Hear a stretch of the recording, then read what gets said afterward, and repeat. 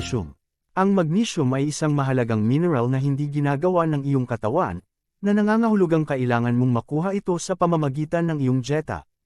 Kailangan ng magnesium para sa mga kritikal na function gaya ng regulasyon ng asukal sa dugo, pag-urong ng kalamnan, paggana ng nerve, pagpapanatili ng presyon ng dugo, at synthesis ng DNA kaya mahalagang kunin ang pinakamainam na dami ng nutrient na ito araw-araw. Kahit na ang magnesium ay matatagpuan sa iba't ibang pagkain, tulad ng beans, gulay, at buto, ang mga dieta ng karamihan sa mga tao ay masyadong mababa sa magnesium, na maaaring negatibong makaapekto sa kalusugan sa maraming paraan. Ang pagkuha ng magnesium supplement ay isang madaling paraan upang madagdagan ang iyong paggamit ng mahalagang mineral na ito. Dagdag pa, ang mga suplemento ng magnesium ay maaaring makinabang sa kalusugan sa maraming paraan, mula sa pagpapababa ng asukal sa dugo hanggang sa pagpapabuti ng kalidad ng pagtulog. Narito ang lahat ng kailangan mong malaman tungkol sa mga suplemento ng magnesium, kabilang ang mga potensyal na benepisyo ng mga ito sa kalusugan, mga posibleng epekto, at kung paano ligtas na gumamit ng mga suplemento ng magnesium. Mga benepisyo ng magnesium. Ang iyong katawan ay nangangailangan ng tuloy-tuloy na supply ng magnesium upang manatiling malusog at may sigawa ang mahahalagang tungkulin. Ang mga suplemento ng magnesium ay maaaring maging isang kapaki-pakinabang na paraan upang madagdagan ang paggamit ng magnesium para sa mga taong hindi nakakakuha ng sapat na magnesium sa pamamagitan ng kanilang dieta. Ang pagkuha ng dagdag na magnesium sa pamamagitan ng mga pandagdag sa pandieta ay naiugnay din sa ilang mga benepisyo sa kalusugan. Nagtataguyod ng malusog na regulasyon ng asukal sa dugo. Ang magnesium ay kinakailangan para sa metabolismo ng carbohydrate at pagtatago ng insulin, kaya naman ang pagpapanatili ng pinakamainam na antas ng magnesium ay mahalaga para sa malusog na regulasyon ng asukal sa dugo.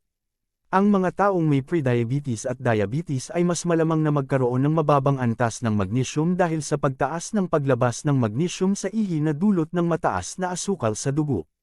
Upang mapanatili ang pinakamainam na antas ng magnesium, ang mga taong may diabetes ay maaaring mangailangan ng mga suplementong magnesium. Ipinapakita ng mga pag-aaral na ang mga taong may parehong type 1 at type 2 na diabetes na may mas mataas na antas ng magnesium sa dugo ay may posibilidad na magkaroon ng mas mahusay na kontrol sa asukal sa dugo kaysa sa mga taong may mas mababang antas ng magnesium. Maaaring bawasan nito ang stress at pahusayin ang mga sintomas ng pagkabalisa at depresyon. May mahalagang papel ang magnesyo sa pagtugon sa stress ng iyong katawan. Kung hindi ka kumukuha ng sapat na magnesyo, maaari itong makaapekto sa iyong kakayahang harapin ang stress. Sa katunayan, ipinapakita ng pananaliksik na ang mga taong madalas na na-stress ay may mas mababang antas ng magnesyo sa dugo kumpara sa mga taong hindi karaniwang na-stress. Higit pa rito, maaaring makatulong ang mga suplementong magnesium para sa pagpapabuti ng mga sintomas ng karaniwang kondisyon ng kalusugan ng isip tulad ng pagkabalisa at depresyon.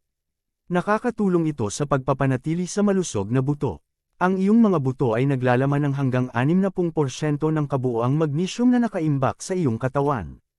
Kung hindi ka kumukuha ng sapat na magnesium, pinipigilan nito ang aktibidad ng mga sel na bumubuo ng tisyo ng buto na tinatawag na osteoblast habang pinapataas ang pagkilos ng mga osteoclast, na mga sel na nagbabagsak ng buto. Kailangan din ng magnesium para sa pagsipsip at metabolismo ng bitamina D, isang nutrient na mahalaga para sa kalusugan ng skeletal. Ang mga taong may mababang antas ng magnesium sa dugo ay nasa mas mataas na panganib na magkaroon ng mga sakit sa buto tulad ng osteopenia at osteoporosis. Sa kabutihang palad, ipinakita ng mga pag-aaral na ang mga suplemento ng magnesium ay epektibo para sa pagpapabuti ng density ng mineral ng buto at pagpapababa ng panganib ng bali. Maaaring pahusayin nito ang ilang sakit ng ulo. Ang magnesium ay kinakailangan para sa wastong paggana ng nerbiyos at tumutulong din sa pag-regulate ng pamamaga at pagpapabuti ng daloy ng dugo sa utak. Ang mga taong nakakaranas ng madalas na pananakit ng ulo, tulad ng migraine, ay may posibilidad na magkaroon ng mas mababang antas ng magnesium sa dugo. Sa katunayan, ang kakulangan sa magnesyo ay itinuturing na isang independenteng kadahilanan ng panganib para sa sobrang sakit ng ulo. Natuklasan ng ilang pag-aaral na ang mga suplementong magnesyo ay nakakatulong para mabawasan ang dalas at kalubhaan ng mga sintomas sa mga taong may migraine at pananakit ng ulo na uri ng tensyon. Ayon sa isang 2022 na pagsusuri, ang mga suplemento ng magnesium ay maaaring maging epektibo para sa pagbabawas ng dalas ng pag-atake ng migraine, at pagbabawas ng gastos at mga side effect ng tradisyonal na paggamot sa migraine tulad ng mga gamot. Sinusuportahan nito ang malusog na mga antas ng presyon ng dugo. Ang magnesium ay kasangkot sa ilang mga proseso na kinakailangan para sa malusog na regulasyon ng presyon ng dugo. Halimbawa, ang magnesium ay nagtataguyod ng pagpapalabas ng isang molekula ng pagbibigay ng senadorias na tinatawag na nitric oxide. Ang nitric oxide ay nakakatulong sa pagre-relax ng mga daluyan ng dugo, na mahalaga para sa pagpapanatili ng malusog na mga antas ng presyon ng dugo. Ang pagkuha ng pinakamainam na halaga ng magnesium sa pamamagitan ng iyong dieta ay maaaring makatulong na mabawasan ang iyong panganib na magkaroon ng mataas na presyon ng dugo. Ipinakikita ng mga pag-aaral na ang pag-inom ng mga suplemento ng magnesium ay maaaring makatulong na mabawasan ang parehong systolic at diastolic na presyon ng dugo sa mga taong may mataas na presyon ng dugo. Gayunpaman, ayon sa isang pagsusuri sa 2021 ng 49 na pag-aaral, ang mga taong may hindi ginagamot na hypertension ay maaaring mangailangan ng mataas na mga pandagdag na dosis na naglalaman ng hindi bababa sa 600 mg ng magnesium bawat araw upang epektibong mapababa ang mga antas ng presyon ng dugo. Maaaring pahusayin nito ang pagtulog. Ang pagpapanatili ng malusog na antas ng magnesium ay maaaring makatulong sa iyo na makakuha ng mahimbing na pagtulog. Ang magnesium ay nagbubuklod sa ilang mga receptors sa mga central nervous stems at pinapagana ang GABA, isa sa mga pangunahing neurotransmitter na responsable para sa regulasyon ng pagtulog. Ang ilang mga pag-aaral ay nagpapakita na ang mga suplementong magnesio ay maaaring makatulong sa mga tao na makatulog ng mas mabilis at manatiling tulog ng mas matagal. Nalaman din ng isang pagsusuri sa 2022 na ang mga taong may pinakamataas na paggamit ng magnesium, kabilang ang parehong mga pandagdag sa magnesium at magnesium sa panjeta, ang pinakamalamang na nakakatugon sa mga rekomendasyon sa pagtulog ng National Sleep Foundation na 7 hanggang 9 na oras bawat gabi. Magandang pinagmumulan ng magnesium. Ang magnesio ay puro sa isang bilang ng mga pagkain, kabilang ang mga mani, gulay, buto, at beans. Narito ang ilan sa mga pinakamahusay na mapagkukunan ng panjeta ng magnesium. Spinach, 156 mg bawat lutong tasa, o 37% ng pang-araw-araw na halaga, DV. Pumpkin seeds, 156 mg kada onsa, o 37% ng DV. Swiss chard, 150 mg bawat lutong tasa, o 36% ng DV. Dark chocolate 70 hanggang 85% cacao solids, 129 mg bawat 2 ounce na serving, o 31% ng DV.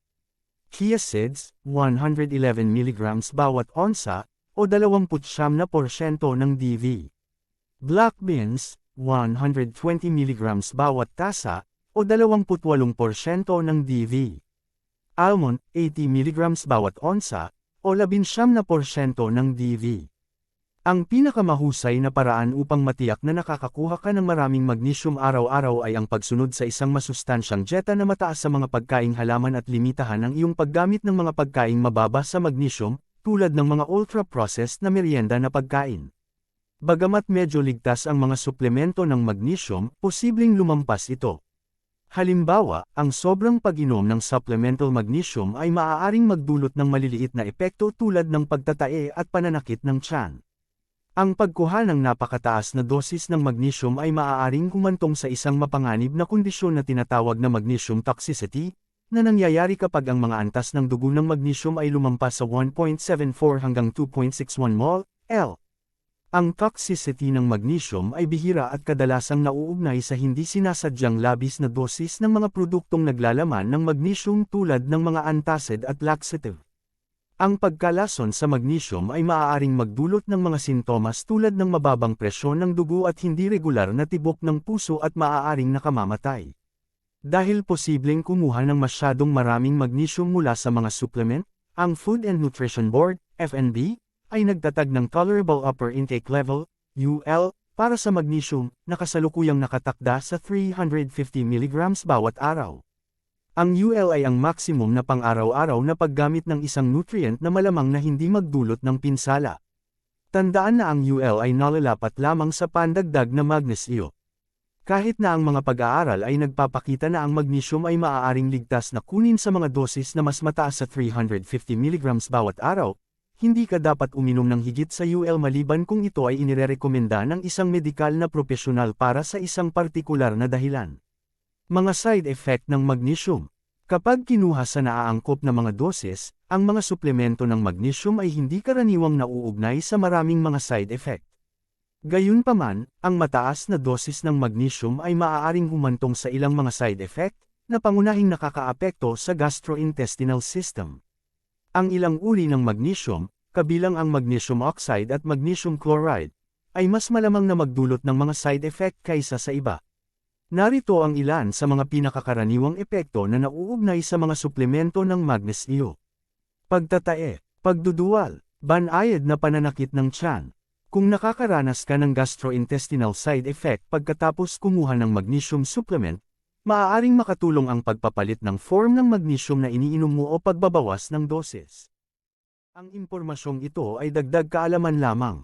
Sa mga taong nahilig na madagdagan ang kanilang kaalaman, magbasa o higit pa. Maraming salamat po.